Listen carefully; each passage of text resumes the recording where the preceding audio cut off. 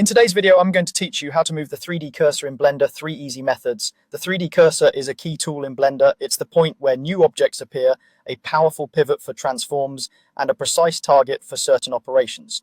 Learning a few reliable ways to place it will save you time and give you greater control over your scenes. First up is the simplest approach, left-click placement. If your Blender setup allows it, just left-click anywhere in the 3D viewport and the cursor will jump to that spot immediately. This works in both object mode and edit mode, so you don't have to switch modes to use it.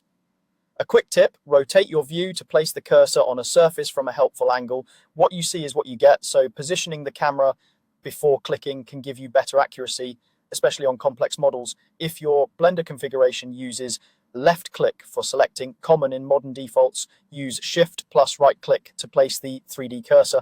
This method lets you keep your selection workflow intact while still positioning the cursor exactly where you need it. Press and hold Shift, then right-click in the viewport to drop the cursor. It's a great way to work quickly without accidentally deselecting or moving anything. If you feel the cursor is snapping somewhere unexpected, check that you're clicking on a visible surface and consider changing your view slightly for clarity. For exact numeric control, use the sidebar. Press the N key to open the panel on the right side of the viewport. Under the View tab, look for the section labeled 3D Cursor. There you'll see fields for X, Y, and Z. Type the coordinates you want and the cursor will move to that exact position. This is perfect when you need mathematically precise placement, when matching specific measurements, or when aligning to a known world location. Remember that these values respect the scene's units and can be positive or negative, so you can position the cursor anywhere in world space with total confidence.